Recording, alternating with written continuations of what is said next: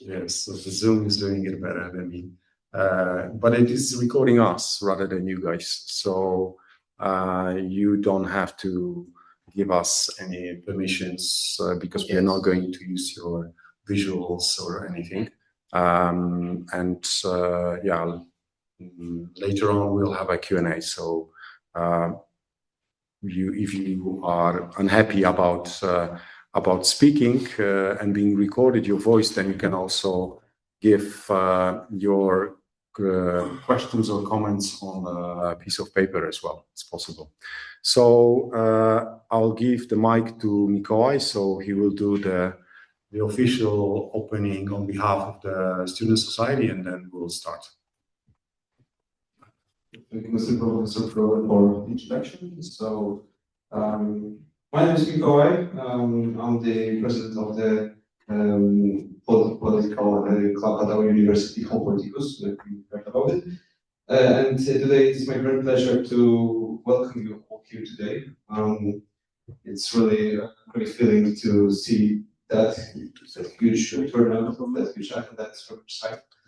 And today we dive into one of the most influential regions of the world, because we're going to discuss about the Persian Gulf. I think we can have picked a more relevant moment for this question, because I think each one of us heard about the situation that happened between Iran and Israel and the United States. Of course, our topic is mostly touching today about the relations between Emirates and the United States and Arabia. But of course, we encourage you with our guests to asking us a question to our speakers about the whole situation. So one more time, really special, I'm really grateful, and I want to say thank you to our guests that you wanted to participate in today. Make an applause for them. Yes, I'd like to say thank you to our partners that we are cooperating with. So with the Department of International Relations of the University of Economics in Krakow and the Institute of Kaspar. Really thanks. Really thank you. So let us begin. Yeah, thank you very much, Mikołaj, for hosting us. Thank you, Student Society, for helping us to organize this seminar. Thank you all for coming to this very timely seminar about the Gulf, geopolitics and geoeconomics of relations between UAE and Saudi Arabia. That yet a few weeks ago when we were planning it, it was a very distant topic that very few persons were interested in. And obviously nowadays, today is a subject of conversations of everybody, is on the lips of everybody.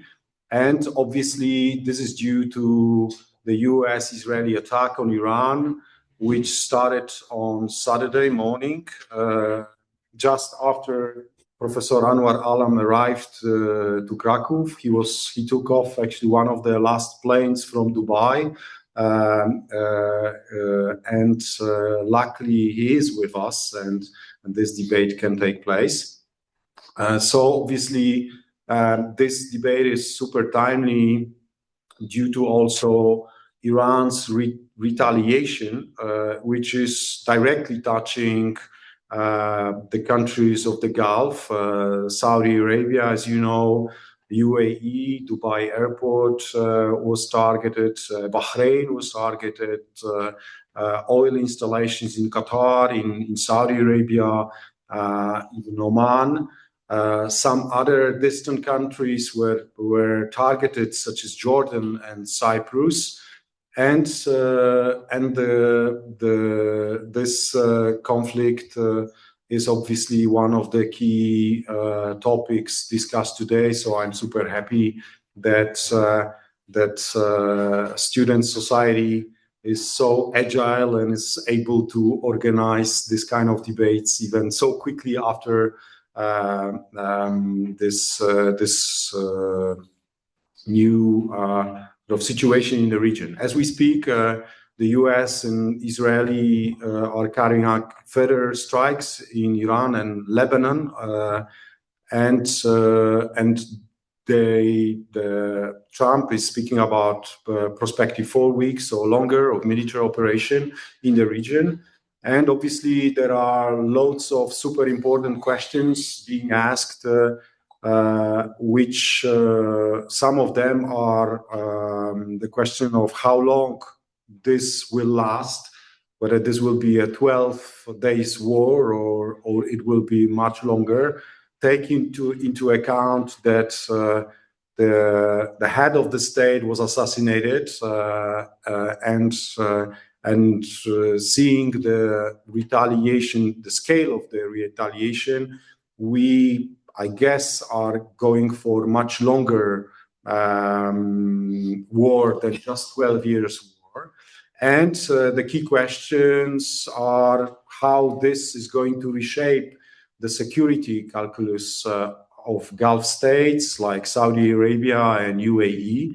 And obviously, the important questions are in what ways this continued escalation, how this will affect the Gulf states, whether this will bring some wider regional war, and to what extent it will complicate the strategic sort of autonomy of these countries and force them in a way to choose between alignment with the forces that attacked Iran or restrain. Some of the key questions is a question whether the Gulf states, whether they can realistically pursue neutrality and de-escalation when their territory, their airspace, their energy infrastructure is exposed to these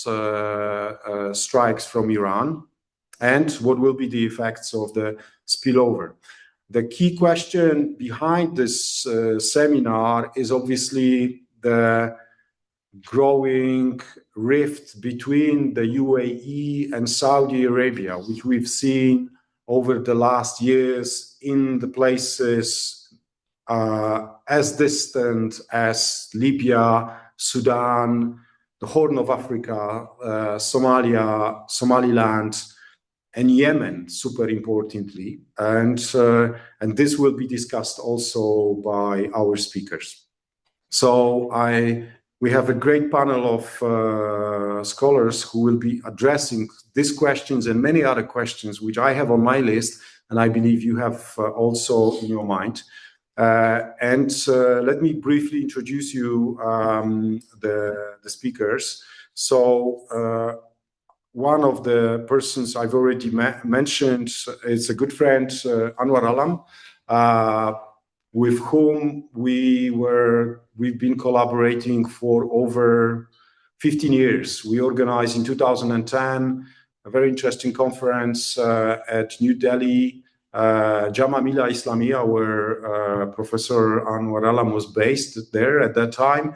It was comparative conference on Muslim communities in Europe and India. India, as you know, is one of the countries hosting the largest, in terms of numbers, Muslim community in the world. Not many people know about it. The largest actually Muslim population in this city, in Kraków, is of South Asian origin, and there are Indians. And many people are surprised when I tell them that the Indians are the biggest Muslim population in Kraków. And that's what we've been doing, carrying out sort of this research over years. And later on, an important moment of interaction between me and Professor Anwar Alam was analysis of the effect of the Arab Spring on various countries around the world. And at that time, I was engaged in research in Tunisia and in Egypt. And since then, Professor Anwar Alam has been teaching in different parts of the world and writing important books and papers. He was based in Gaziantep at the University of Zirve, and I had the pleasure to visit him. We were actually finishing off a book on Muslims in Europe and India. This was in May 2016, and 3 months later, this university ceased to exist, and Professor Anwar Alam had to start his work somewhere else due to the attempted coup in Turkey, which the government was sort of implicating the Gulen movement, and this movement was on people linked with the Gulen movement were actually running this university and many other very important universities in Turkey. Professor Aram was also vice rector of the Nile University in Nigeria, and at the moment he came to us from Alatul International University in Bishkek in Kyrgyzstan. And as I mentioned, he came to Kraków. He departed Dubai on Saturday morning, and when he landed, he got a news from me that he just escaped the beginning of the war, and that his plane was one of the last that actually managed to depart from Dubai. The next speaker was supposed to be Marcin Krzyżanowski, but he's on his way somewhere. We don't know where, but he was supposed to be with us. When he comes, I'll introduce him. And kindly, my invitation to the seminar accepted also Aleksandra, who is a graduate of international relations at Łazarski University in Warsaw and Asian studies at the Jagiellonian University in Kraków.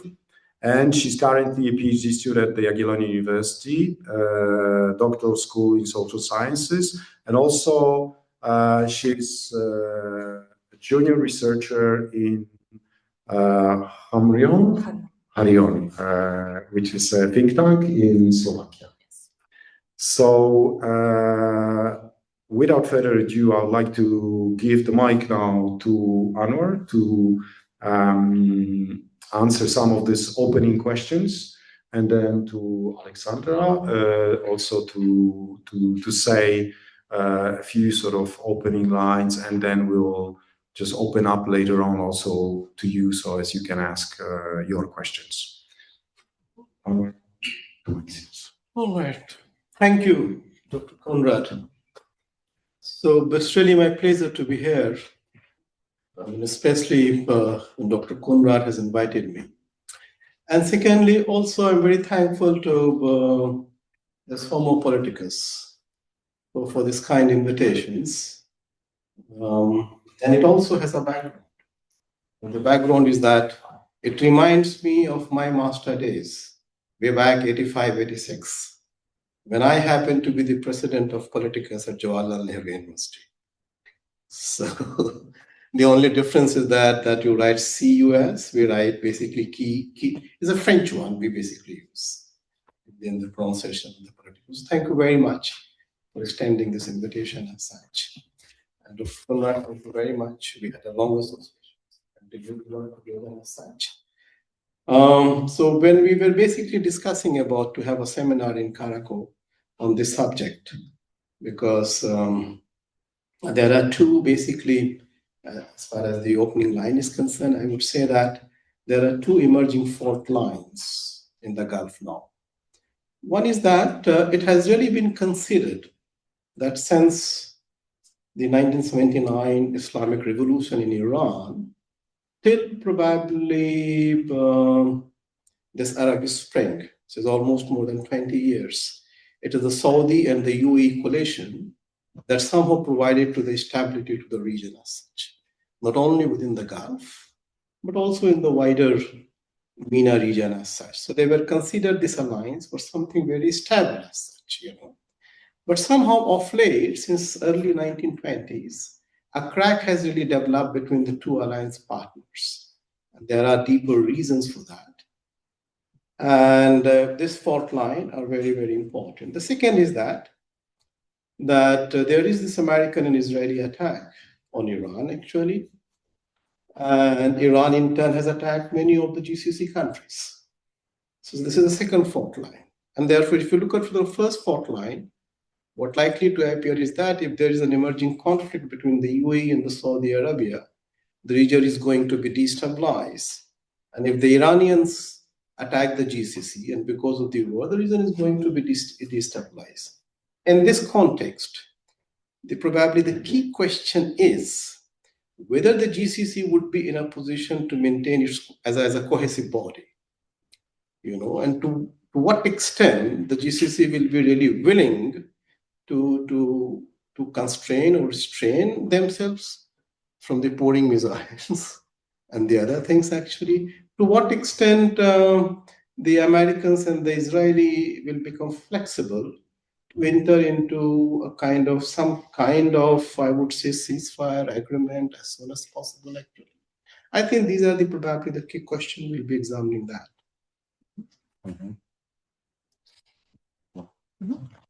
Thank you very much for the invitation. It is a pleasure to be here today and be able to talk about this current situation that is in the Middle East right now. So basically, it wasn't a surprise, the war that is now between Israel, Iran, and the United States. Like the United States and Israel, they told everybody that we are going to attack, Iran, and Iran also said that we are going to retaliate and we are going to attack the Gulf states. It was a warning actually. So for the Gulf, it wasn't also a surprise. So they knew that what is coming, and we have to prepare ourselves for such attack.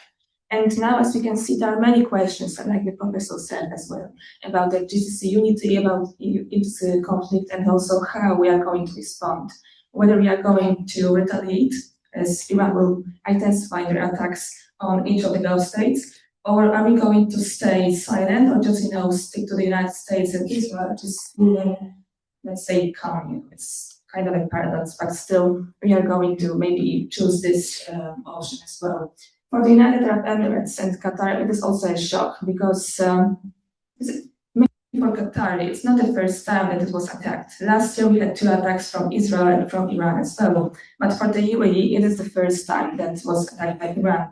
Let us remember that in 2019, 2021, and 2022, there were also attacks, not carried by Iran, but they were also carried by Houthi, Yemen, that is based in Yemen. So now in 2026, we are facing new attacks that are carrying more and more danger to the security of the Gulf states. But how the Gulf states are going to respond, it remains a mystery, at least for now. One of the most prominent politicians in the UAE, and his name is Dr. Anwar. He is now an advisor to the president of the UAE, Mohammed bin Zayed Al Nahyan. He said that we don't want any confrontation, which means none of the Gulf states wanted the confrontation and war. So it means now that, maybe unofficially, the Gulf states can blame Israel and the United States for this war, but at the same time, they are still facing a threat and a challenge from the Iranian side. So it's very hard to choose whether to, stay united or just to choose the United States and Iran, or just talk and use the diplomatic channels with Iran as soon as possible. So these are the main questions and things that should be remembered as well. Yes, thank you very much also for mentioning the fact that this is not the first time that Iran is retaliating, and not the first time that Israel is there. But obviously, the total novelty of the situation is that we have an assassination of the head of state. It's a total novelty, and earlier Israel was attacking actually Palestinian negotiators during the negotiating process in Qatar, which was a huge shock for the Qataris. But the shock was on the side of, I would say, the Israelis were the cause of the shock, and now it is the Iranians are more the cause of the shock in the region, and it shows the volatility of the sort of situation and stability in the region. Can the U.S.-Israeli campaign against Iran accelerate the realignment sort of dynamics and Arab-Israeli normalization. One of the manifestations of this normalization is obviously Abrahamic Accords. Whether what is happening now will lead to broadening this this platform of partnership between Israel and Arab states, or it risks fracturing Gulf unity on security and foreign policy issues. And one of the key foreign policy issue here is obviously the situation of the Palestinians and the Palestinian question. To what extent the countries of the region are ready to address the Palestinian issue and the calls for the Palestinian states, which in the current sort of years, in the last years, been totally, in a way, forgotten, I would say. I don't know whether you agree with this. This would be one question that both of you I would like to address. Another would have to do with the role that the Gulf should play in international diplomatic efforts to contain and resolve the conflict, and how may this affect their standing in the global sort of geopolitics. And related to it, a question on how might the conflict alter the strategic balance between the Gulf states, Iran, and external powers. And here, some of the very important external powers that haven't said the word yet are China and Russia. And there are obviously very important sort of dimensions of energy trade involved with this conflict that we'll discuss more, I guess, in depth in a minute. Ola or Ola first? Okay. Go first. Yes, okay. Thank you very much once again. So there are many things to be discussed, and well, where should I start now? Okay, so first of all, when you talk about the main topic, which is the competition between the UAE and Saudi Arabia, I think that this issue is now put aside temporarily, which means that now the Gulf states are focusing on the threat or the challenges, of course, Iranian attacks. You know, this is the main challenge that should be somehow contained. We don't know it yet. But also what comes to my mind is that why the United States and Israel are exposing the Gulf states, you know, to the threats that are coming from Iran? Will the Gulf states accept that? Will they accept more and more attacks that are coming? Because just today I saw the news that Iranian side just, you know, told the public that we are going to retaliate and attack still in Dubai, Abu Dhabi, and even Doha. And maybe this will also affect the airspace, and aircrafts will stop the operations once again, which will, of course, generate millions of dollars of, you know, like losses as well. So there are many problems that are going to be faced by the Gulf states. And I'm still wondering if, you know, the American side, I mean, Donald Trump, realizes that he is exposing its allies to the threat. And also, when it comes to the competition, as we have been mentioning right now about the competition between the UAE and Saudi Arabia, it is mostly based on the economic, you know, aspects, like the excelling at AI, which is the advanced technology, and also the artificial intelligence as well, and to be the best country in the world. For example, to have the best economy, the well-developed economy, and have a very good, like, also using soft power, which is another thing to be discussed in a moment. And another thing is that there are many visions. Like the UAE has the vision 2021, which is already realized, and another vision that is going to be achieved by 2031 is the UAE 2031. For Saudi Arabia, this is vision 2030, and it's a similar one to the Qatari vision, which is, of course, the same, under the same name. So these Gulf states, the trio, like, you know, they're accomplishing their goals, and they're still competing against one another because they want to excel at the many domains as possible. So, of course, this is a natural thing to compete, but also at the same time, when it comes to the threat that is coming from either from Israel or Iran, we have to be unified. You know, we have to face this challenge together. So the question how we are going to take this thing, how we are going to answer, it is also in the hands of the Gulf leaders, which are responsible leaders, and they know what they're doing, because I strongly believe that they are responsible, and they have capabilities that they use, and of course also stay safe, in the country, and secure the people which are also exposed to the threat. Thank you. Okay, thank you so much. With regard to the question of, as Dr. Konrad posed, question of the first part about the normalization between the Israel and the Gulf states, particularly Saudi Arabia. Well, that's a key question, actually, probably, but and within this question, it is normally basically believed, and very powerful probably thesis is that the Hamas attack of the 7th October was essentially meant to generate pressure on the Saudi not to enter into any kind of normalizations, actually. So that may be one kind of the interpretation as such, but I really do not have any basis to buy that argument, actually. The second, probably the interpretation, or the other way of looking is that the Hamas, or given its ideologies and all, this deeper realization, because in the ultimate analysis, the state of Israel basically exists on the basis of the promises made to the citizens.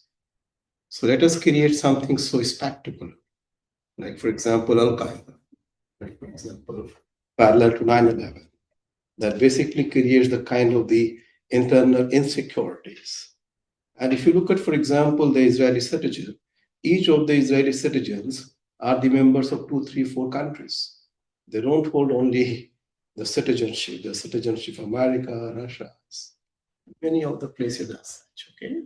So that could be the other alternative, the arguments, whether that really succeed, not succeed, that's a very, very different questions, actually, okay? So for many things, we really need to basically explore to what extent what is correct, not correct.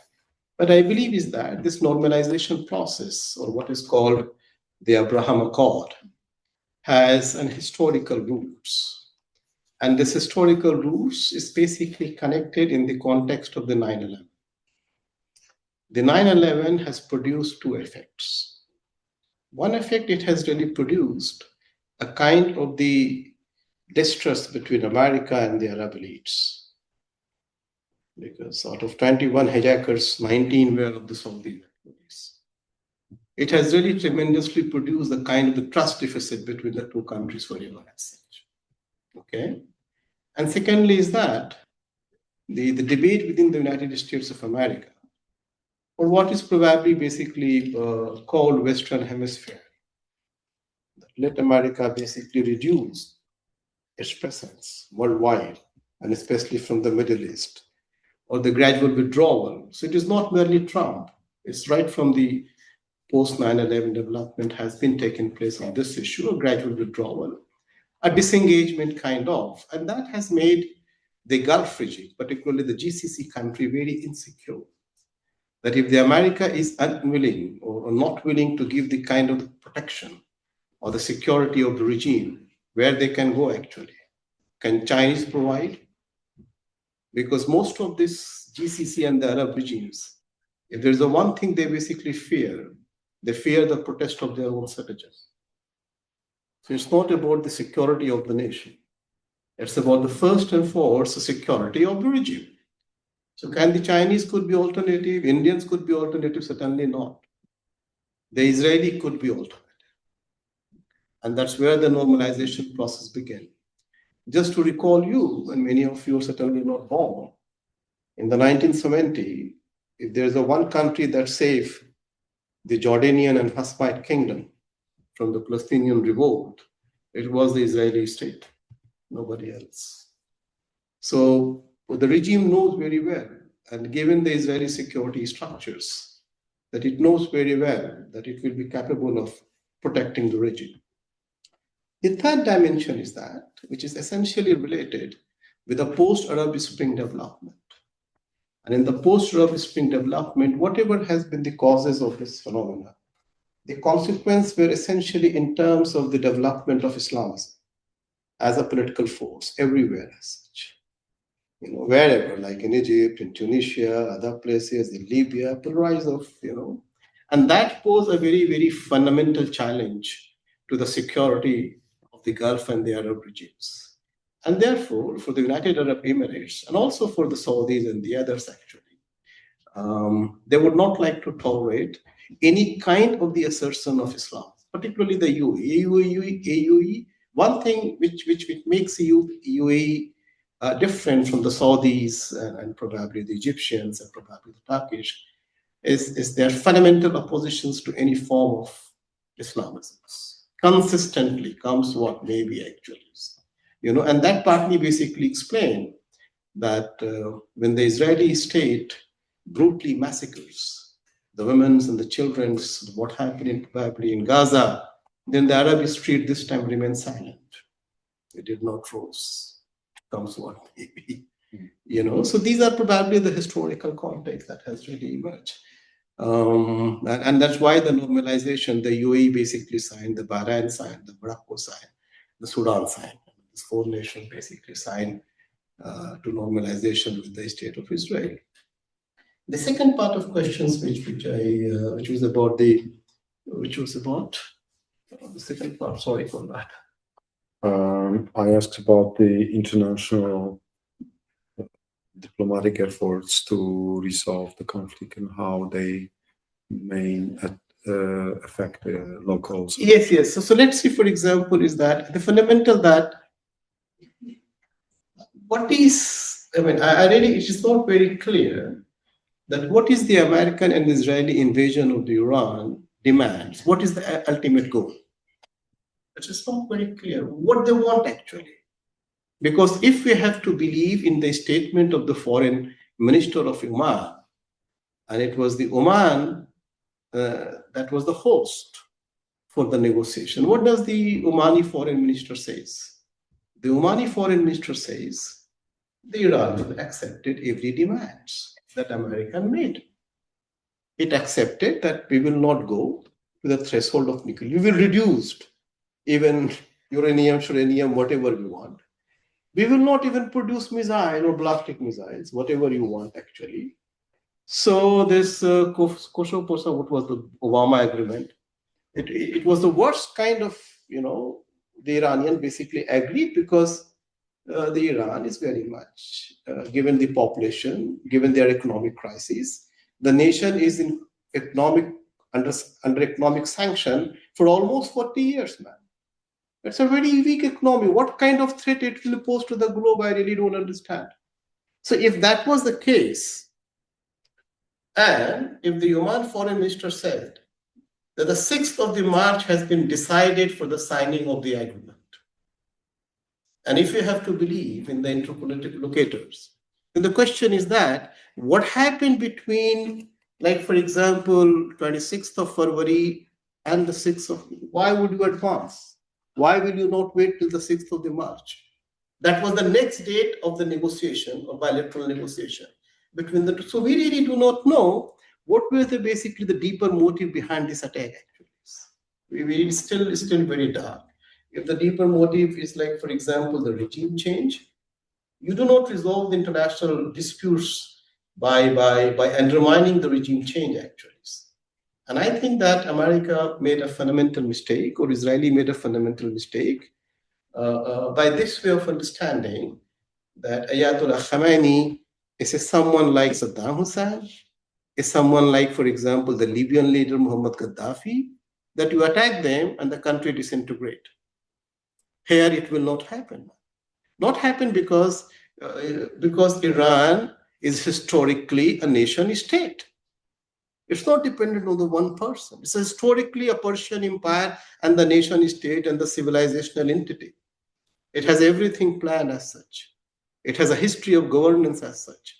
And that probably where the American and the Israeli calculation went wrong.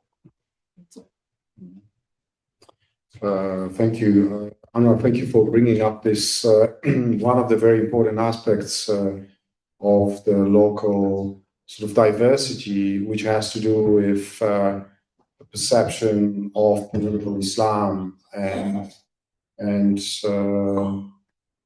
probably I'd like Ola also to comment on it. I've been doing research myself on the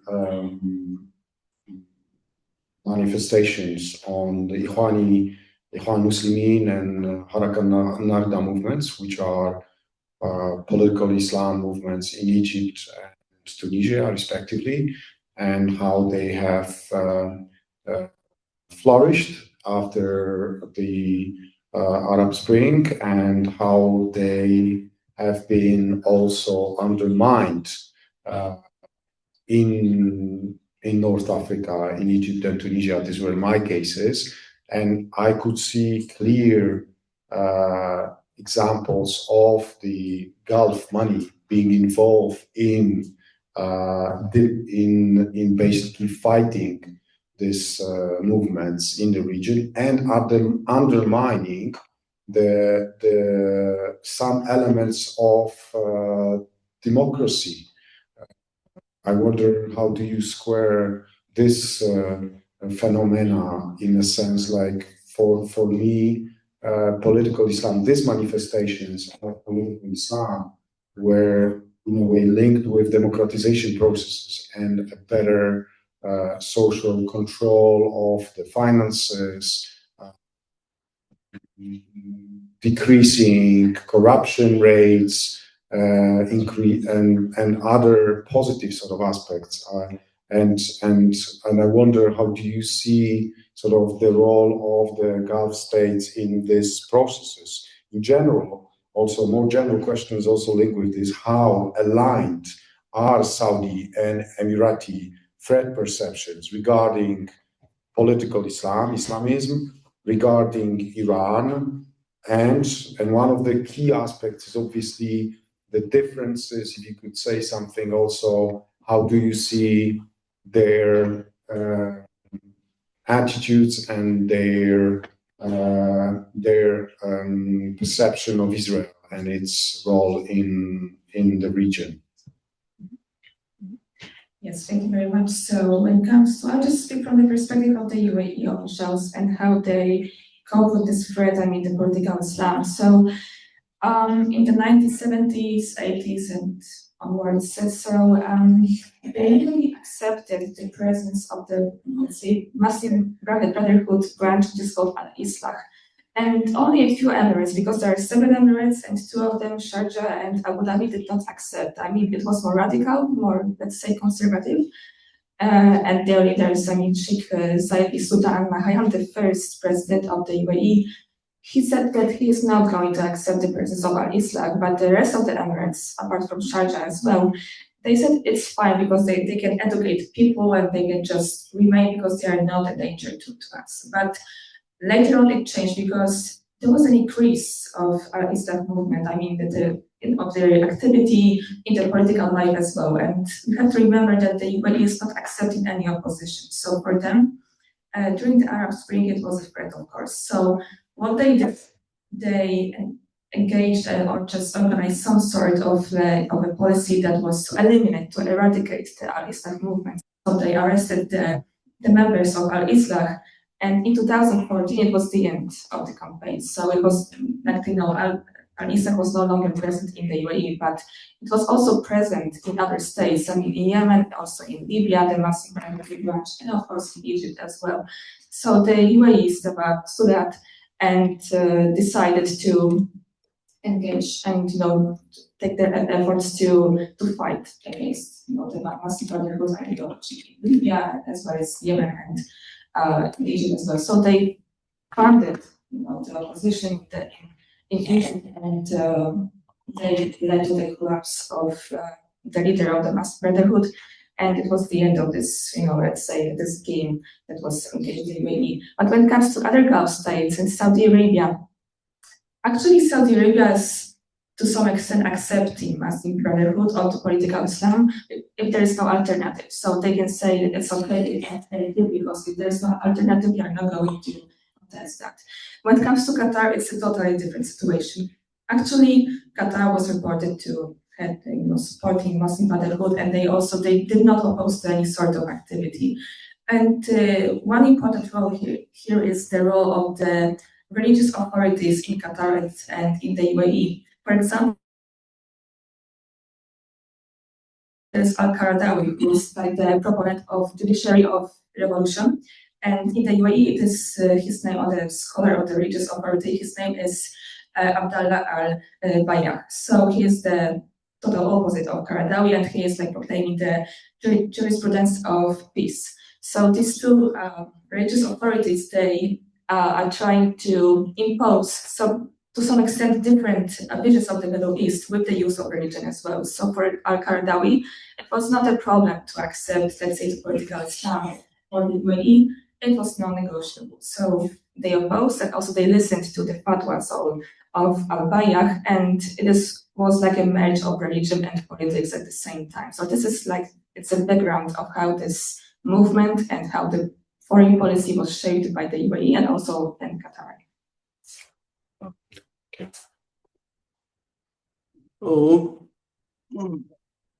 Well, I think it's an interesting question to examine the linkage between Islamism and democracy.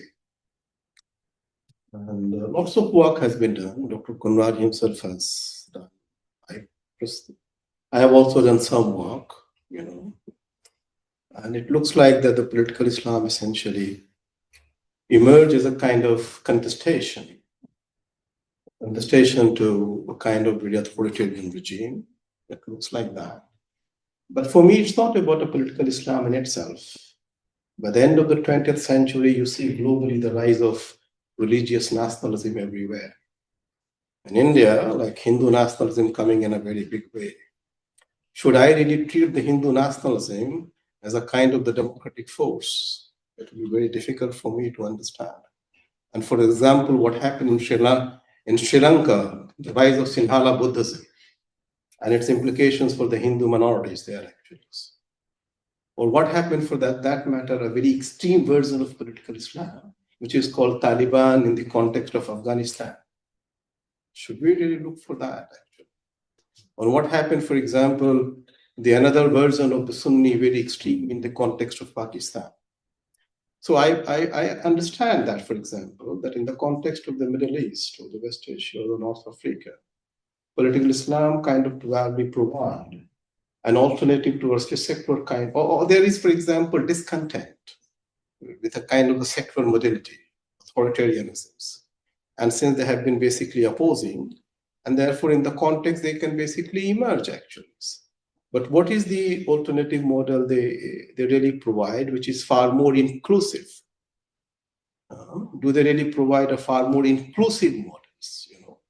And I understand that many of these political Islamists rose in power by virtue of doing this charity work actually, by providing the free hospitalizations, by providing the free educations, by giving charities, and that has really been funded by the Gulf and the other countries as such. I mean, at one point of time. And the Saudis and the other forces has always made them instrument, but did not allow them to share the power. So they will use to an extent as an instrument, but they would not allow. But then what happened after that? That is my contestation. That the post-Arab situation where the Islamism became, and the UAE and the Saudi work as a counter-revolutionaries and did not basically allow them. But there is a one thing where I personally believe that no matter that what is the form of Islamism is, but can they really be considered as a kind of Konrad would be better in a position to answer this question, to provide a democratic, inclusive government while retaining internally a very undemocratic structures. As far as their own internal structures are very, very concerned. I mean, they may have the elections, but the election would really produce similar kind of the leaderships. It would not really produce a very divergent kind of the. I have worked on Jamaat-e-Islami to other political Islam. I have seen this model actually. This also worked within the Hindutva nationalism as such. So for me that any religious nationalism that somehow question the very principle of citizenship, or the very principle of equal citizenship, or for some reason attempt to privilege certain form of identity over other form of identity, be it Muslim, Hindu, Christians, and the others. So the classic case here would be that in the context of Europe, the rise of, like, for example, the far right wing with its religious imaginations, with other form, will be looked upon as an anti-democratic force. But the rise of political Islam in the context of Middle East will be looked upon as a kind of the democratic. So that I find, I mean, deeply, really problematic as such. That to what extent this, or for that matter, like, for example, what happened in Turkey as such. I'm not a supporter of Kemal Atatürk, to be very honest with you. Erdogan came with lots of promises as such.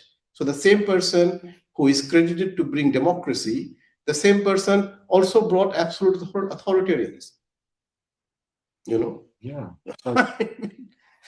It's a typical political Islamist. So what you find is that I can basically use democracy like a cloth. As far as it is suiting me, it is perfectly fine. When it doesn't suit me, Khada Hafiz. Fine. Go ahead.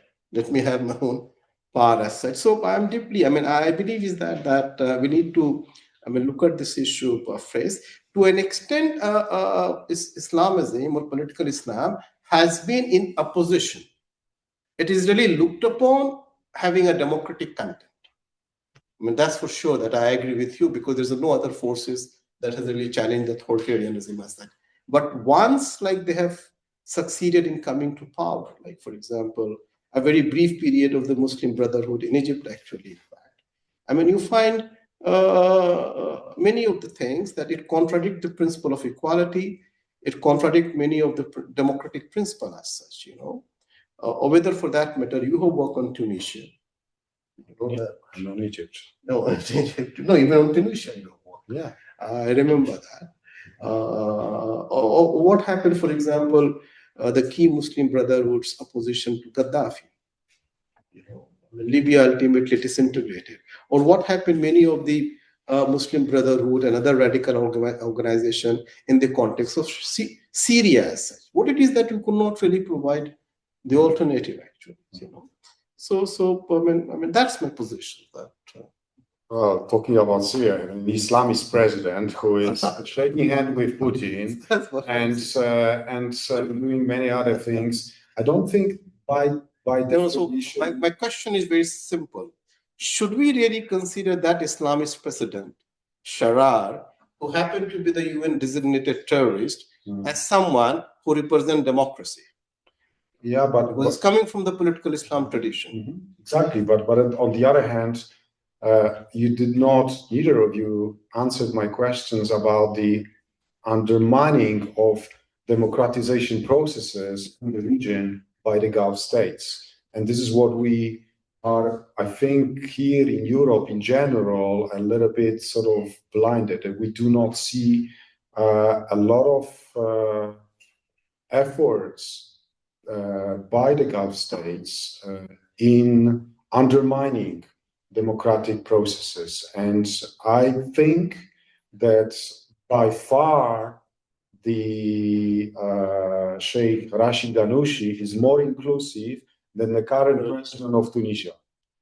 And I think Tunisians would be much better off with Ghannouchi as a president and with this particular person and with his sort of upbringing, his time in the UK, and his understanding of the democracy than the current president of Tunisia. So I think there are very important things that you mentioned in terms of like how Islamism and democracy, how they are, and Islam in general, because not only about Islam, political Islam is also what the states are doing in politicizing Islam and taking over the religion as an element of governing a country. And nowhere further than in Poland, you can see how aligned are political elites with the church, and that you cannot win political elections in this country if you go against the church. If you do so, you're lost.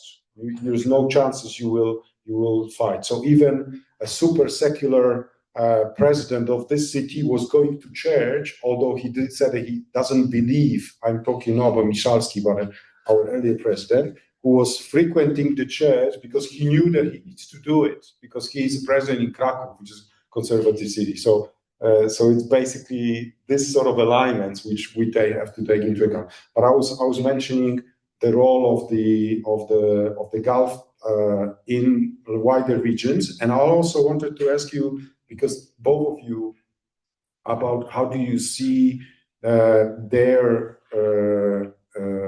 actions in the region, because we haven't discussed it much. Yemen is often discussed in the literature as the Vietnam for the Saudis, that they have really had so much casualties, and not many people know about it even. And generally, I wanted to ask you, how do you see the situation of the two countries? What lessons can be drawn from the joint and divergent roles in Yemen regarding coalition warfare and strategic priorities in Yemen? Because I think it answers a lot of questions. Yemen is a sort of failed state thanks largely to what the rivalry between, as I see it, between Saudi and UAE. And this is a country which had all the reasons to be the happy country, as it was called in the ancient times. It was called Arabia Felix, and for a good reason. This is a country that has abundance of resources and has fantastic climate. So if you see the climate in the region, and when they were super rich, the Saudis, Qataris, and others didn't have anything in the past. So I wonder how you see their involvement in Yemen, and more broadly in the Horn of Africa and North Africa. Yes, to begin with, Yemen and also the Horn of Africa are the very important countries and regions for both Saudis and the UAE officials. So basically, it is all about the access to the Red Sea, to the military bases that were created a couple of years ago. And now, when the UAE has been evicted from Yemen, I mean, they were just told to leave the country because the dispute was really, very serious between the Saudis and the UAE. So the UAE has no other choice but to leave the country, so they could just avoid the conflict with the Saudis. It's a very important topic because also for both states, simply because this topic was also discussed in Poland. Let us remember that the Prince Faisal, the foreign minister of Saudi Arabia, he visited Poland. It was in January, I suppose. He talked to his counterpart, our foreign minister, Mr. Prof, and he told that we don't want any fight with the Emiratis. We just want peace. And if they are going to withdraw from Yemen, we are going to take, let's say, responsibility for what is happening in the southern Yemen. It was, let's say, more or less like this words. So at the moment, it is really difficult to assess how the situation is going to unfold in southern Yemen, because now the UAE is no longer present and the Saudis are the only power that is basically now in Yemen. But when it comes to the Horn of Africa, there is a longer story, because Somalia is at odds with the UAE, and they were also evicted from this country because of the fact that the UAE is now present in Somaliland. So they also have some military bases in the Horn of Africa, and the Saudis also entered this region, let's say. So the competition is also going to be strengthened in this place, and how it is going to be unfold, how it is going to be, in the longer perspective, nobody knows. But now the countries are still focusing on the war, between the Iranian side and Israelis and the United States. So I think that these things are put aside, and what is most important right now is this situation, but the background might be also be the Horn of Africa and Yemen. And I wonder, just additional question, how do you, who is more successful in achieving their goals in this actions that we're talking about in Yemen and the Horn of Africa? Saudis or Emiratis, and what are the characteristics of their action in your view? It's the question about who's going to be more successful. It's quite difficult because I don't think that I can believe that the UAE would just give up its presence and its sphere of influence in Yemen and in the Horn of Africa. So more successful, maybe in the long-term perspective. I think it would be a balanced, let's say, scenario. Like, more gains can be achieved by Saudi Arabia or by the UAE, but nobody knows if, these countries, like such as Ethiopia or Eritrea, are they going to, maintain these relations with those states? If the trajectory of the events in the Middle East change, maybe Saudis and the UAE officials, they're going to change their mind and maybe just focus on Iran, because now, as I said, it is a main challenge. So maybe in the future, I don't think they will leave these places or just, these regions, but still they will be focused, but with less efforts. But at the same time, they will just maybe perhaps invest more in the capabilities on the military field, and maybe just try to form some kind of, let's say, security system to be more secure and provide security to their states, because let's us remember that our security is most important, and the things such as in Sudan or in Yemen, they can wait, let's say, but as I said, it is very difficult to assess right now in this situation. Thanks a lot. Some experts are suggesting that Emiratis are much more agile, that they are much more, that they take decisions faster, more timely, that the Saudis take forever, sometimes take certain decisions, that because of the structures of power, this takes them longer, and they are 2 steps behind the Emiratis in many of the places of the world. How do you see this, Professor? Thank you. Let me go back to some of the earlier question, which you found that I did not respond actually. Mm-hmm. We actually do not know, for example, it is not merely, for example, the Saudis in the Gulf and their use and the misuse of the Islamist forces actually. Probably all state has instrumental perspective with regard to using of the social and the political groups to promote their own national interest. Mm-hmm. It has not been classified that CIA use the global Islamic forces from Algeria to Tunisia to everywhere to Al-Qaeda into Afghanistan. What relationship between Islamism and the CIA and the United States of America would have been? We really do not know. So it's the whole question of the state developing the instrumental perspective, to what extent they could really effectively use. The second is that if you look at probably many forms of Islamism, then the Saudi Wahhabi Islam, like for example, appear as a form of political Islam in itself actually. And they would not domestically tolerate any version of political Islam, but maybe they will be tolerating peripheral, but not at home, comes what maybe actually is. If you look at, for example, Qatar is a Wahhabi state. It's as simple as that, and therefore it has a hobnobbing with all kinds of forces actually. As far as the UAE is concerned, certainly there is an influence of the Wahhabi, but it is not wedded to the ideology, and that makes a whole principal differences between the Saudi outlook and the UAE outlook actually. As far as the emerging rift and the differences between these two powers, the Saudis and the UAE, I believe is that the reason are very much historical as well as the contemporary.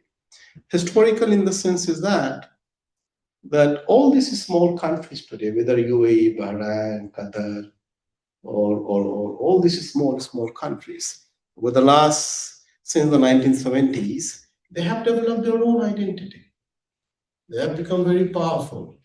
And they do not want to be treated like, for example, what the British colonial term, they used to slur state, if I correctly remember that, which is just like, for example, the Saudi can really treat them very, very badly. So the Iranian can treat them very, very badly.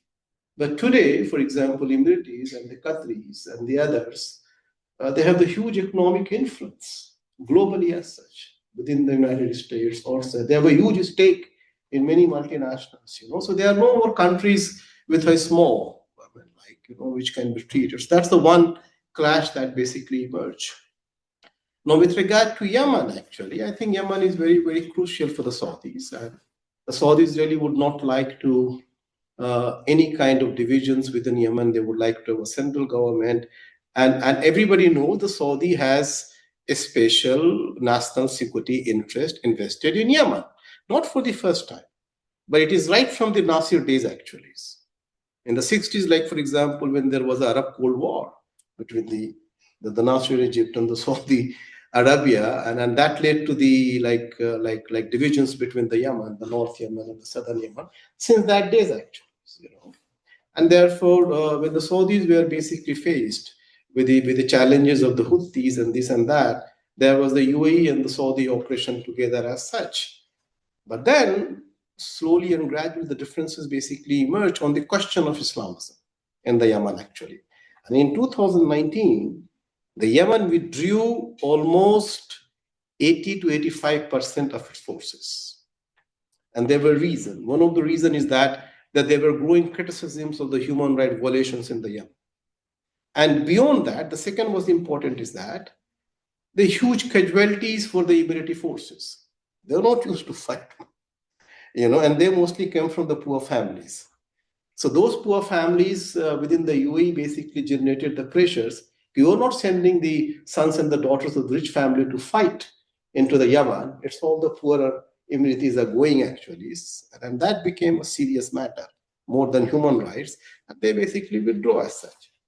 In the process, basically what happened is that there's a divergence of the perspective. The perspective basically here is that over the last 50 or 30, 40, since 70 onwards, actually, UAE has essentially emerged as a very vibrant modern economic model. That's for sure. You know, relatively far more free, more private investment. There's a transparency, as Konrad is saying, is that they have basically moved from the oil-based to the non-based economy. Today, probably, like, for example, DP, like Dubai Port, or they own almost 60% of all seaports in that region. In the Red Sea area, or for example, side, it's almost 60% they basically control. So what has happened is that with Dubai and Abu Dhabi, they essentially emerge as a commercial center, very big trading and commercial centers. You know, Dubai is the busiest airport in the world now. You know, so they have their own vision of the economic transformations. Saudi started their own transformations of late, actually. I mean, what is called Saudi Vision 2030, blah, blah, blah, actually. But it is very difficult to transform the oil economic base, actually. The Saudi continue to, you know, 80 to 85%, the budget is based on the oil economy. And therefore, the Saudi state is essentially called company state. Company state essentially means Aramco and Saudi state.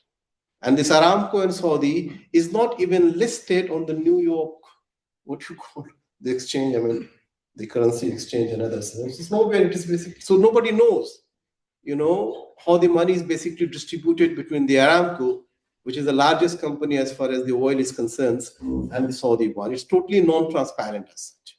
So that was one of the reasons that. The second is probably far more important, is a kind of, for example, differences in terms of the perspective of regional stability. As far as UAE is concerned, it has its own federal model or confederal model, some kind of consultative. Nonetheless, it is very, very centralized, no doubt about that. But whereas the Saudis and the other basically prefer are completely centralized.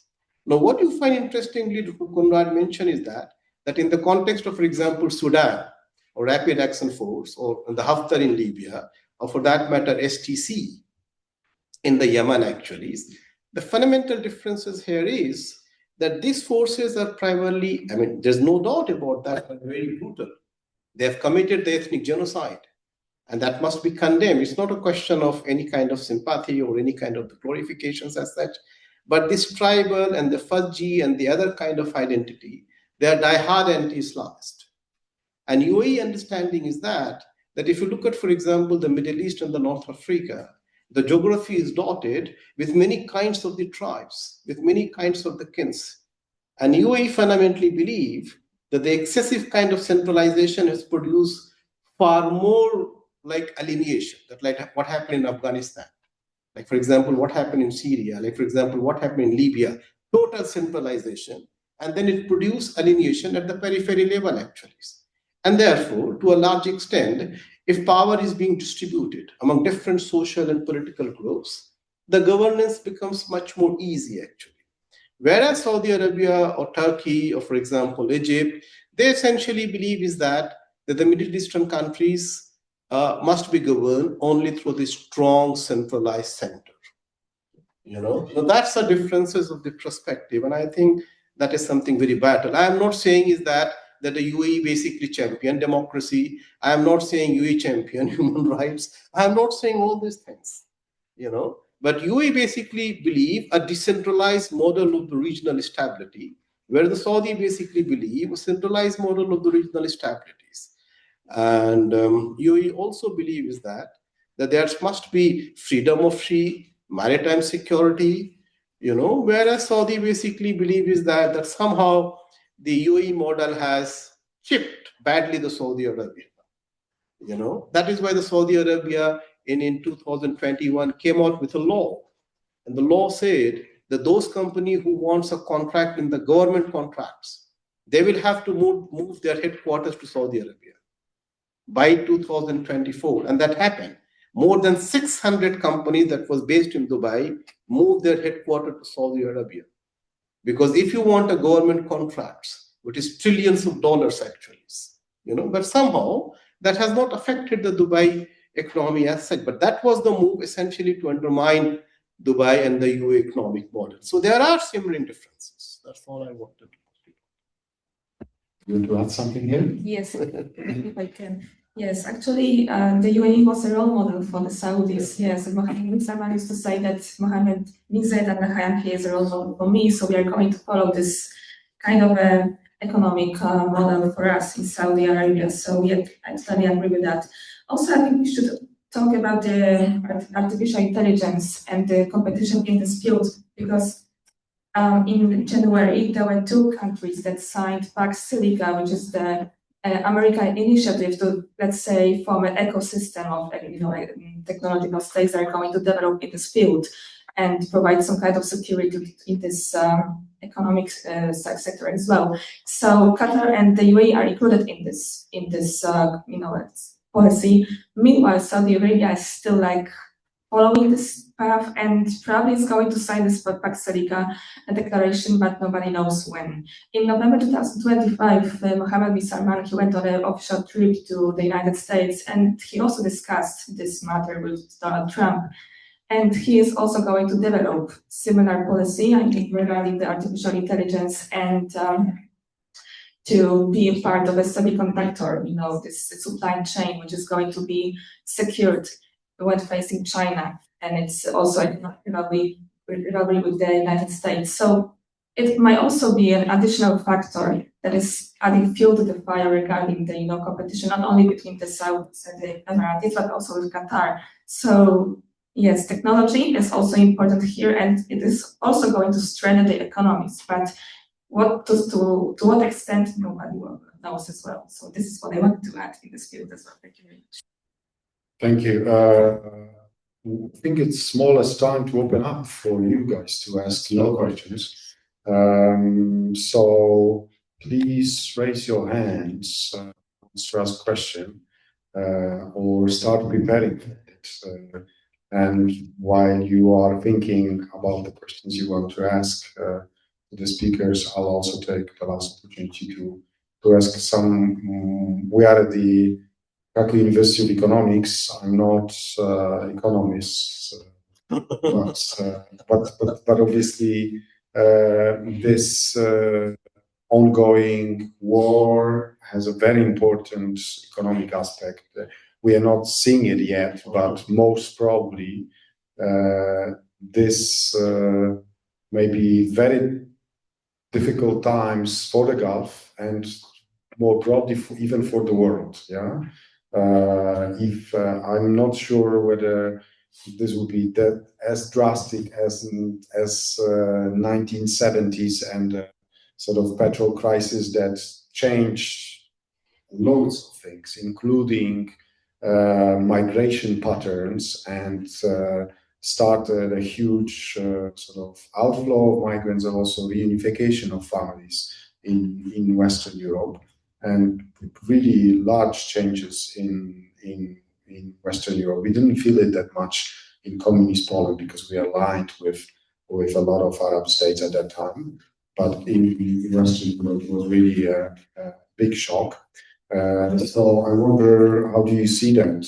What are the short-term and long-term economic impacts of the ongoing war on Gulf markets, but also outside of the Gulf markets, especially considering the disruptions to energy exports, investment flows, global supply chains, obviously huge disruptions in regional and global airspace and maritime, obviously, disruptions. How this is going to impact the Gulf economy, and also more broadly, what are your thoughts about the global economy? Maybe I'll give No, I think that these questions are very, very important.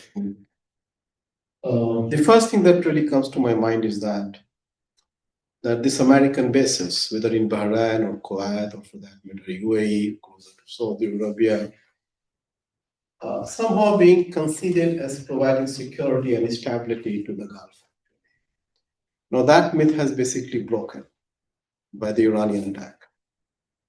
an earlier Israeli attack. Yeah, and earlier the Israeli attack. So that myth has been broken, that you will remain stable, safe, secure, and then therefore probably the global investment will not have any kind of problem as such. Now this will basically send a signal whether the global investment will be safe and secure in the GCC countries or not. The second implication would be is that even though the GCC countries are basically constraining, and they would like to keep a faith that it is very much stable, safe, and secure, and is not joining the war, comes what may be actually. In fact, the question is this: the GCC, which is basically a body of post-Islamic revolution, it was created just to contain the influence, whether it will remain as a cohesive body or not. Even though there are impulses, and even though there are, for example, that given the context, the Iranian threat, they should get really united actually, in fact. But given, for example, the differences, and you can see, like, for example, in 2020, there was a blockade against Qatar actually. That's remaining to the historical memory as such. There's a no open differences between UAE and the Saudi Arabia actually. So there is a simmering tension of these small Gulf countries against the big brotherly attitude of Saudi Arabia.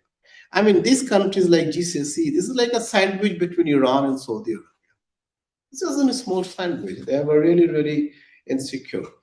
And therefore, my third implication could be that the GCC countries, I would suggest that not Saudi Arabia probably, but these four like Qatar, Bahrain, Kuwait, UAE, they will probably derivate or move towards much more towards normalization with Israel for the purpose of security, for the purpose of intelligence, for the purpose of security of the regime change actually. It's because Israel has demonstrated that it has a precision attack. It can target Iran.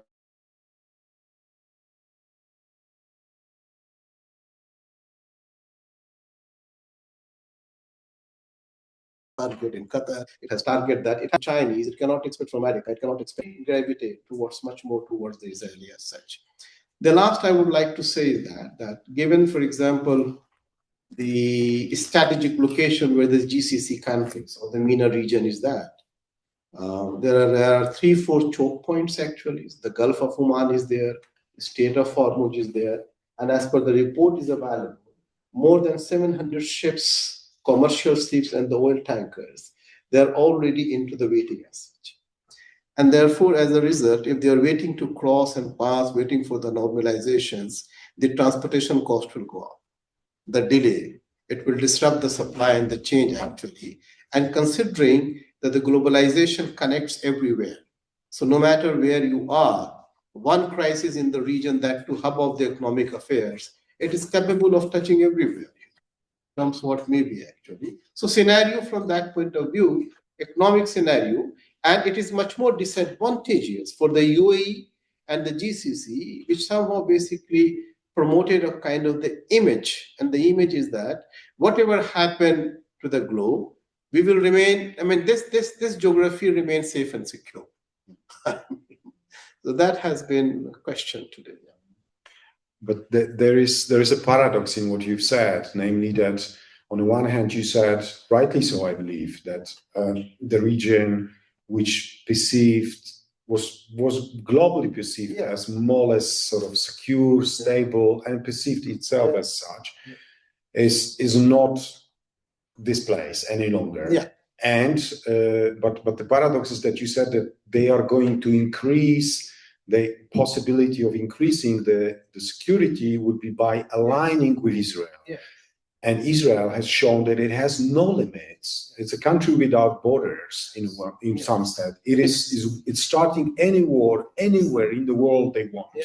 And they are able to attack whoever they want. Yes. Even against the will of the Americans, because I believe what they did by attacking the Palestinian negotiators in Qatar was absolutely, they did not get the green light from the Americans. They were doing it, it was their own sort of avant-garde sort of movement. And I don't think the Arabs, even the Emiratis, who are the most I think they trust the most Israelis, even them, I think, would think twice, seeing what is going on in the region and seeing how, in a way, unexpected moves the Israelis can make.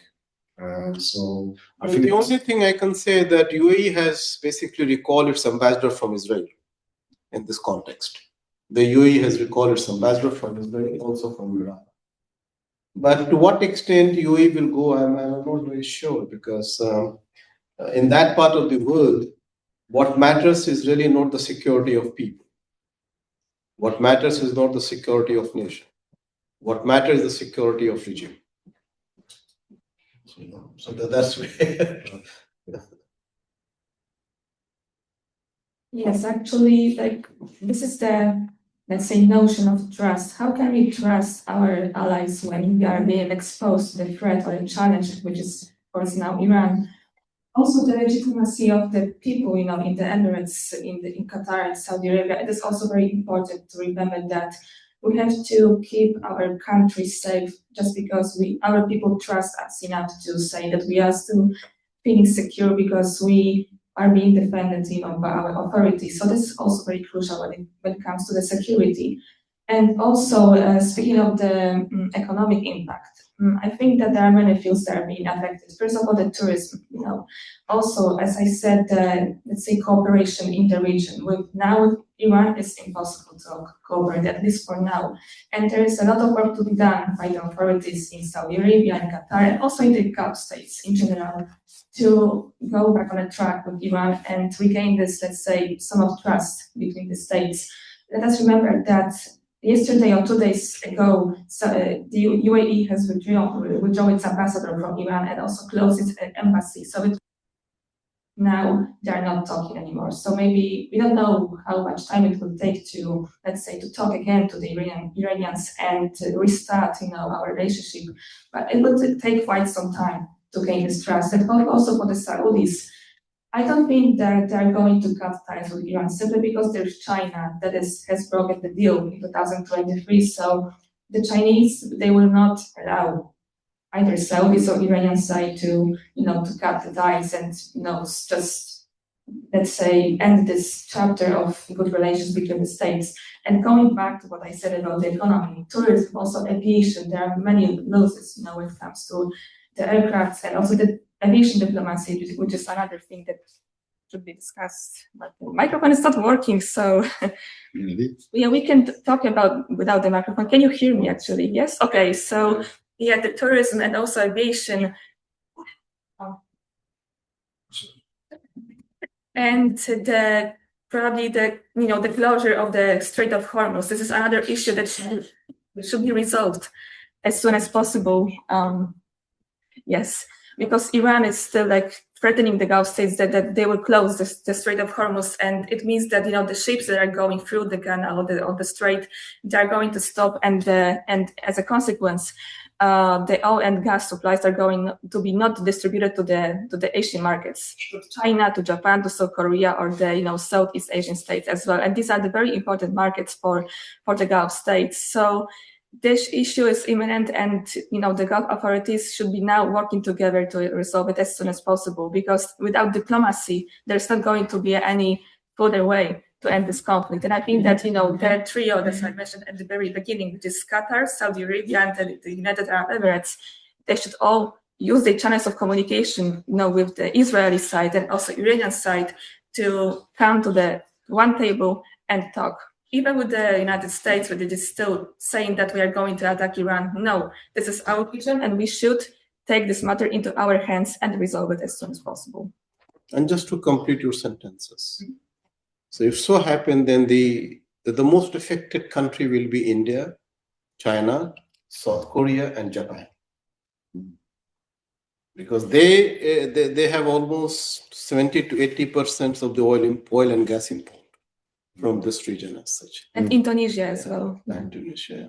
Yeah. So and India, obviously, and other South Asian countries, due to disruption in remittances flows, because of the huge diasporas based in the region that won't be paid and won't be able to travel, won't be able to send the money efficiently, and so on and so forth. Just to basically complete you that in 1991, when the Iraq invaded Kuwait, and then, for example, the Indian government has moved its embassy to Basra, actually. And as a result, India, the government has to evacuate Indian from the Kuwait. Mm-hmm. It was that process of evacuation, the Indian economic crisis began. India has to mortgage its gold to the Bank of Japan and to the bank, because it doesn't have so much of money, man. Mm-hmm. So if this will happen to the UAE and the GCC, that diaspora was very less. The most diasporas are located into the UAE, Qatar, Bahrain, and the Saudis, actually. Then what will happen to the Indian economy? Mm-hmm. Its economic crash in just, for example, lifting its own people from Kuwait that time. Mm-hmm. By bringing its people back, actually. There are many more people at the moment. Yes. So, and what the Indian government is saying about the conflict? Not much. It has sympathized with Israel, and it has sympathized with UAE. It doesn't need to be sympathized where head of state has been killed. So that's where the Indian stand stands at the moment, actually. Yeah. So what are the questions? Are there any questions from the audience? Yes. It's the time to... Sorry for... The mic has suggested us to end this seminar, but I'm not listening to the mic yet. We have strong voices, so are there any questions? Yeah, go ahead. So, first of all, thank you for the very insightful perspective on the very current and very heated rivalry. I would like to ask about because Professor Anwar mentioned Yemen and North Africa. I would also like to ask about the other country where the UAE and Saudi Arabia are already in kind of proxy conflict, and that's Sudan, which is crucial, not only just crucial because of, for example, of the Nile, which is absolutely of utmost importance for Egypt. So my question is whether the events in Gulf country with Iran will also affect the conflict, the Sudan conflict, which is also probably one of the most bloodiest conflicts, the current conflicts. Yes, I basically think so. Why not, in fact?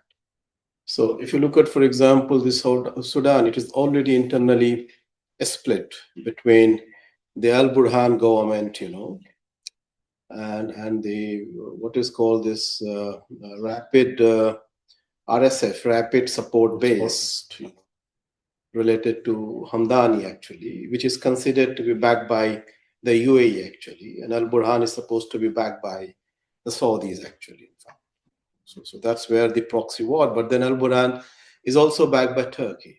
Al Burhan is also backed by Egypt.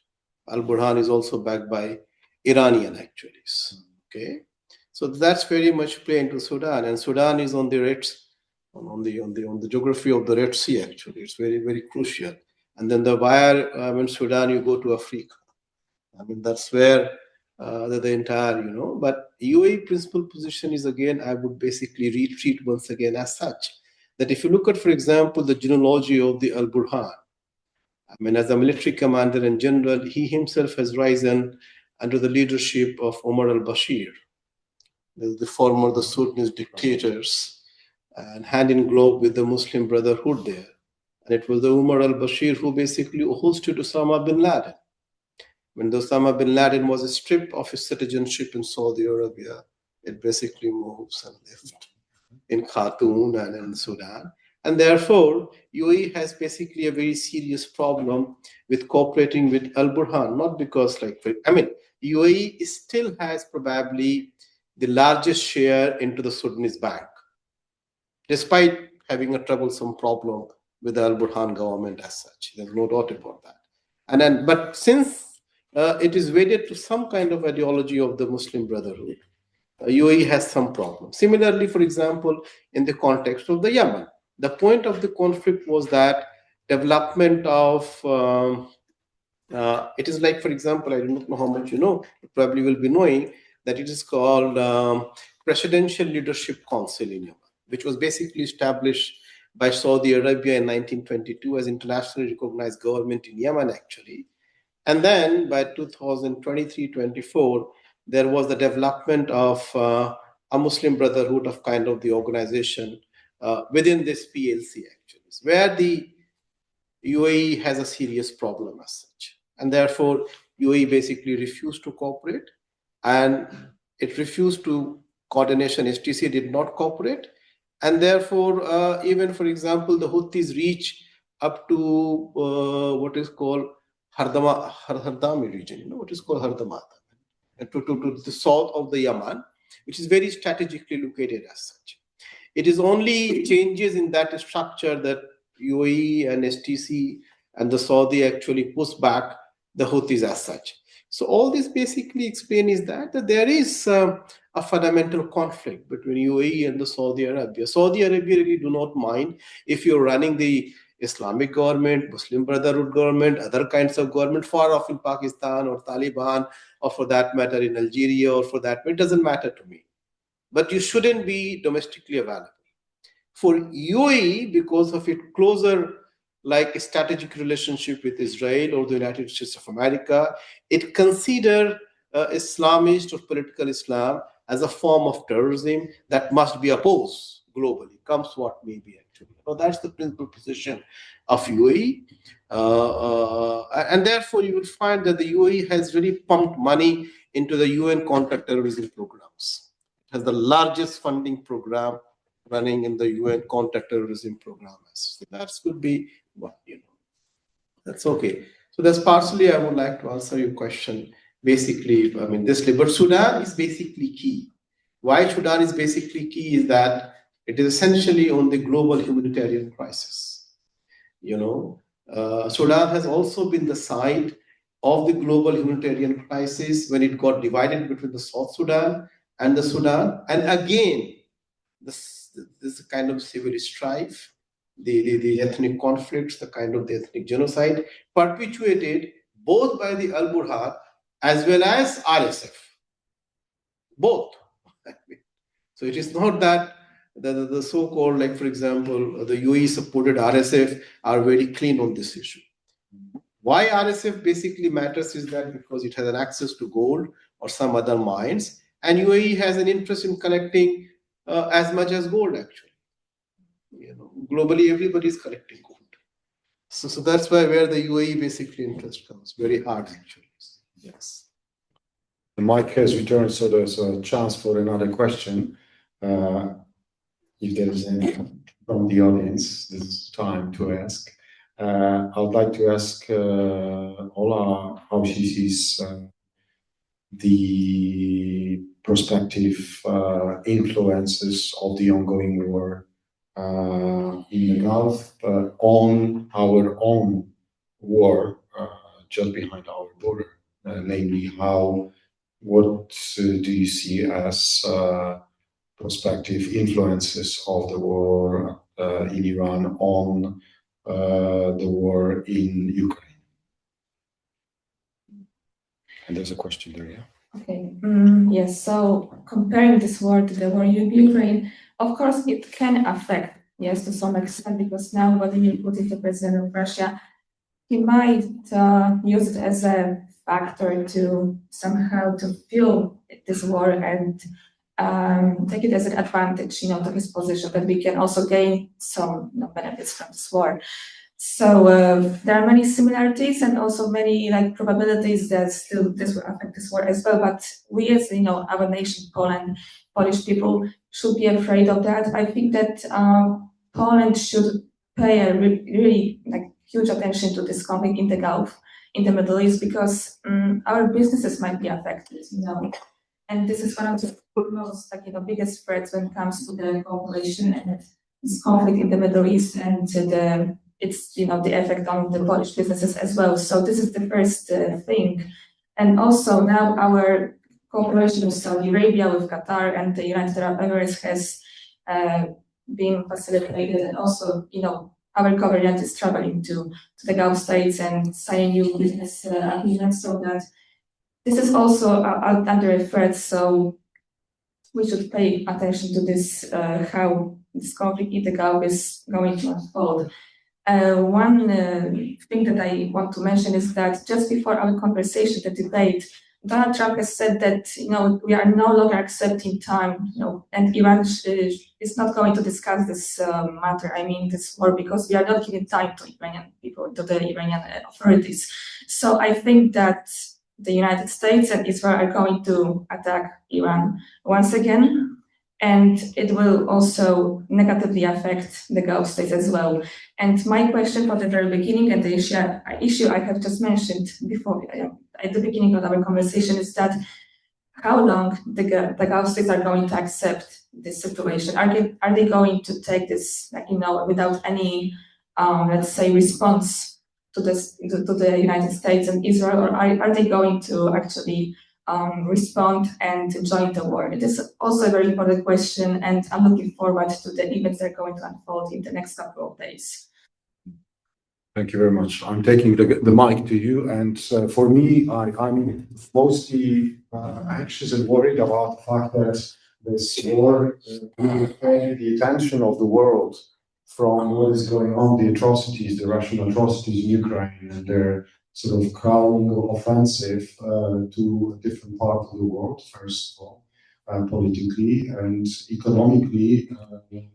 The rise in the petrol prices may benefit, obviously, Russia, that, as you know, its budget is hugely dependent on the prices of the commodities it has been supposedly selling for much higher than it's able to share.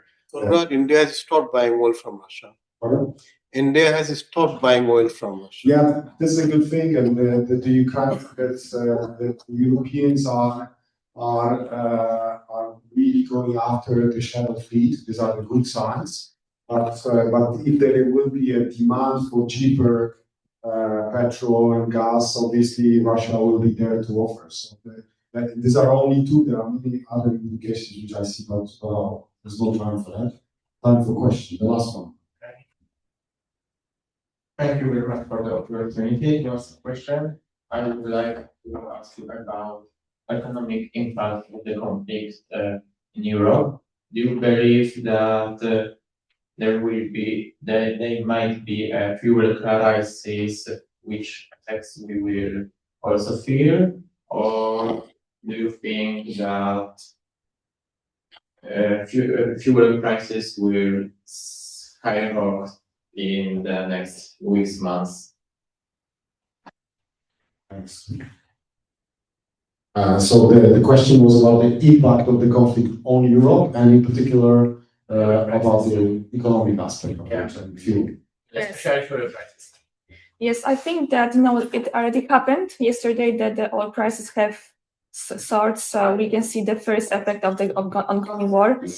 It also depends on which perspective we are taking. For example, when it comes to Poland, I think that we are secure because we have our resources are diversified, which means that we can take from the north and also from Norway, the oil and gas. So we are quite secure when it comes to the hydrocarbons. But for other states in Europe, I think it might be an issue, depending which state we are talking about. So it is also a sign that we should think about the future, about the cooperation with Qatar, Saudi Arabia, and the UAE regarding, the hydrocarbons and where do we get these hydrocarbons from. It is an issue for both, for Europe and for the Gulf. And I don't think that the Gulf states would risk this opportunity to lose, actually, because they don't want to lose their markets. So they will do everything in their might to prevent the situation from happening and, from losing the markets that are very profitable for them. Anwar? Just one point. I think that certainly the cost will rise, but let us think from the other point of view, because I fully agree with her what she has said, actually. And this cost will also include the transportation costs. When it will go via Cape of Good Hope and the other things, then the insurance will also increase. And all this thing will have an impact. But there's another cost. And the other cost is that because of this American action, America is not going to get affected because America is far away from Middle East. Middle East is European neighbors. So if the Middle East really got disturbed, the movement of people and the other is towards Europe, not towards America. And that further added its own cost. Thank you. Yeah, we need to remember that there are numerous Afghani refugees, that Iran is hosting a huge refugee population. So obviously, if people are on the move, then a lot of Iranians and Afghanis may be on the move. Yeah, look at what happened with Syrian refugees. They did not go to America. Any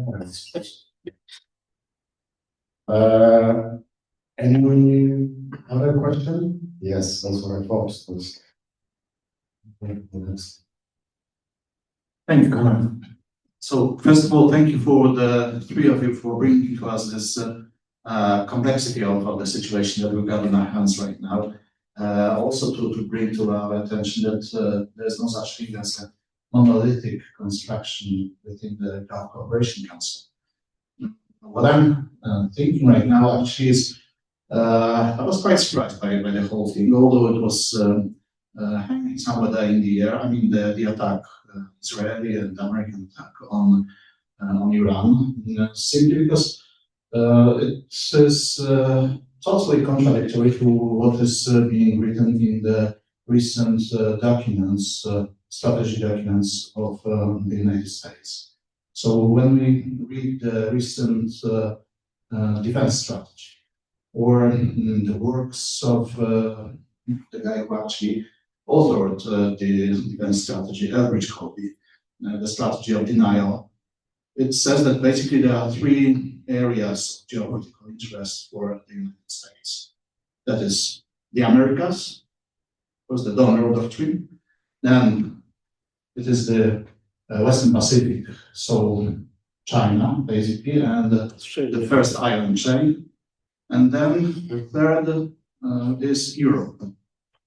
Middle East is nowhere there. Middle East was the geopolitical area which was supposed to cease to exist in the framework of thinking of American presidents. Then, all of a sudden, we've got the situation that we are describing right now. So I can only say that such a surprise is also being felt in China. I have returned from from Hong Kong 2 days ago. And the mood in there is that this is all because of what you've just said, that it is the East that is going to be affected most. Yes, the whole action taken by the US was taken in order to hurt Chinese economy because of the stoppage of the inflow of oil, of fuel towards Chinese economy. So it's less of a question rather than observation that such a mood is persistent right now in the Far East. Thank you. Yeah. Do you want to have some closing comments? I mean, in a certain policy circle, it has also been argued, for example, what happened in Venezuela actually. So the idea was essentially to stop exporting oil to China actually. Because the Chinese used to get 80% of the oil from the Venezuela, Latin America, and then Iran was another major source as far as the Chinese oil. So unless and until you bring the regime change, you cannot bring the transformation of the outlook. But this is another argument that is basically the other argument, I think, but I don't buy this argument. I think that far more fundamental important is that what makes Iran to remain politically stable despite 50 years of economic sanction? I mean, that's the larger question actually. You know, in what way are destabilized Iran serve the interest of Israeli American? We really do not know. But the question fundamentally here is that if Iran with the clergy regime remain in power, whether it's a nuclear or whether it is not nuclear, this regime itself poses a threat to American interest and to the Israeli interest. And therefore, they must go. You know, because there is probably the explanations that Iran is no way, like everybody knew that Israel is a nuclear power. Iran is not even halfway. So that's a crucial question. It's about, I believe, is that the stability of political regime, and therefore let's destabilize that. That's what I feel actually. Anwar, would you like to have a closing remark? So when it comes to my last words, let's say President Donald Trump, he said that he is going to end all the wars in the Middle East and in the world. So it's a contradictory situation right now. And what I can say is that he initiated this war, and also when it comes to the strategy that was implemented in December 2025 by the United States. It is said that the United States is going to cooperate with the Gulf states and also to invest. But how can we invest and how can we cooperate when there is no peace, there is no stability? The Gulf states, they wanted stability and they opposed the war that is now happening. So there is a lot of work to be done, and also the trust that I have just mentioned a few minutes ago. So the Trump administration is going also to work on this. They have to cooperate all together actually to bring back some kind of stability, and also think about how can we reassure the people that this place, the Gulf, is a good place to invest and to keep the things going. So there are many questions, many things that remain without an answer, and I'm really looking forward to the thing that one day we're gonna see a stable Middle East without any wars. But now it's just very hard to say when it happens. Thank you very much. It's good to think about the Middle East without wars. I think we'll need to wait for this for some time yet. But for sure, some of the actors that are mostly interested in peace are the Gulf states, and they will surely, and I think all of us agree here on this point, that they will work hard in order to try to de-escalate, and that's why the retaliation could be much stronger, but they are very restrained. They're mostly are busy with shutting down what is upcoming, but not taking any serious moves in this ongoing war. So hopefully Americans will learn sooner rather than later that this is not in their interest, and that Trump will sooner than later understand that he's not going to get a Nobel Prize for this closing this war.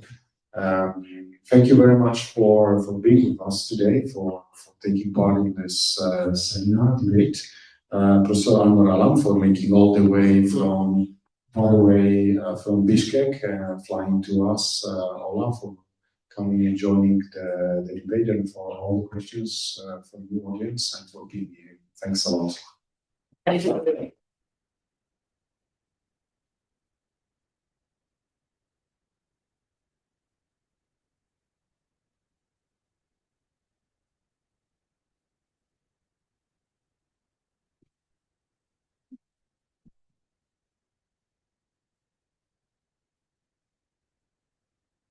Thank you.